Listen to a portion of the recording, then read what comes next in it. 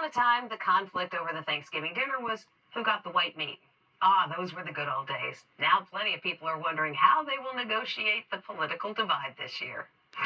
America's great political divide is coming to the Thanksgiving table. This Thanksgiving, I simply have to excuse myself from the family table. I have made the decision for myself and my fiance and our child to skip out on family holidays with my family that voted for Trump. Fox News personality Jesse Waters got a lot of attention recently when he said he won't be spending the holiday with his mom, a staunch Democrat. I was not invited to my mother's house for Thanksgiving. But comedian Bill Maher is calling for peace come Turkey Day. Can we please not let politics up the holidays? The View's Alyssa Farron Griffin agrees. I tend to think mashed potatoes are the great equalizer. Like, you don't want to spend Thanksgiving by yourself because you can't set politics aside. Liberal New Yorker Elsie Paulino is packing her bags. Not to go home for Thanksgiving, she's flying to Europe to avoid her family, who voted for Trump. I love my family. I love my parents. Just because we have those opposing views doesn't mean that the love goes away. So, yeah, I felt a lot of guilt. But at the end of the day, I had to protect my peace. I had to do what was best for me. Texan Elizabeth Bradshaw is also skipping the traditional family holiday meal. What are you going to do instead? I'm going to go see Wicked with my other friend who's not going home to see her family. This guy likes Trump and has a cheeky idea how to show his support even without saying a word. If you guys have one of those families where, like, you're not supposed to, talk about politics during Thanksgiving, you might want one of these. It's a Trump charcuterie board. So how can family members with different views get along? We asked etiquette expert Thomas Farley, also known as Mr. Manners. I think for a host who knows this is going to be a problem where tempers are going to flare, I would, at the outset, in the invitation ideally, say, this will be a politics-free gathering.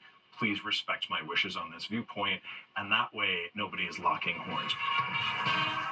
By the way, today's special counsel Jack Smith moved to dismiss the 4 felony charges President-elect Trump was facing in connection with his efforts to overturn the 2020 election. Other news, it's been more than a quarter of a century since JonBenét Ramsey, the child beauty queen, was found dead in the basement of her home. Interest in the unsolved case never really subsided, and with a new Netflix docuseries out today and a People magazine cover, as Allison Hall reports, police in Boulder, Colorado say they are still trying to find her killer. JonBenét Ramsey. There is renewed attention in the murder of JonBenét Ramsey, perhaps the most famous unsolved mystery in modern American history. A new 3-part Netflix series, Cold Case: Who Killed JonBenét Ramsey, has people wondering, could it do for her case what the blockbuster Menendez Brothers series has done for Kyle and Eric Menendez? It's also the cover of the new issue of People magazine. JonBenét's father, John Ramsey, now 80, appears in the just-released Netflix series. I'm glad she was in my life for 6 years. This is JonBenét. The series includes charming video of JonBenét performing for the camera. She was just 6 years old when she was found slain in her parents' home in Boulder, Colorado. This is crime scene video of her bedroom, the doors sealed by authorities. The series also takes viewers into the basement where her body was discovered the day after Christmas, 1996. With duct tape around her mouth, she'd been sexually assaulted and garroted. Her body was right there in front of me. John Ramsey says he believes his daughter's killer is linked to another case of a 12-year-old girl who was sexually assaulted 9 months after JonBenét's murder. It's known as the Amy theory. Amy is a pseudonym. She lived about 5 minutes from the Ramsey house and attended the same dance school as JonBenét. Amy's father spoke to 48 Hours in 2004. The first thing that occurred to us was the parallel with the Ramsey case, because it was exactly the same situation. The police, in their wisdom, said, well, it's not the same, because that child wasn't murdered. JonBenét was murdered. If I were a novice detective, I said those are pretty similar methods of a killer.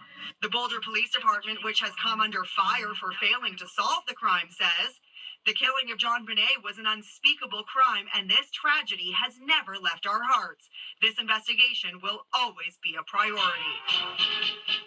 We'll be back with more Inside Edition right after this. The movie Wicked defied gravity this weekend, raking in $114 million. That is the biggest opening ever for a musical made into a movie. And a lot of people are noticing a connection between Ariana Grande and her idol, Audrey Hepburn. Ariana Grande, the new Audrey Hepburn? The Wicked star seems to be morphing into her idol. Just check them out side by side. Same willowy beauty, same style icons of their time. Ariana even did a makeup tutorial showing how she gets those perfect Audrey Hepburn eyebrows. Audrey Hepburn-ish shaped brow.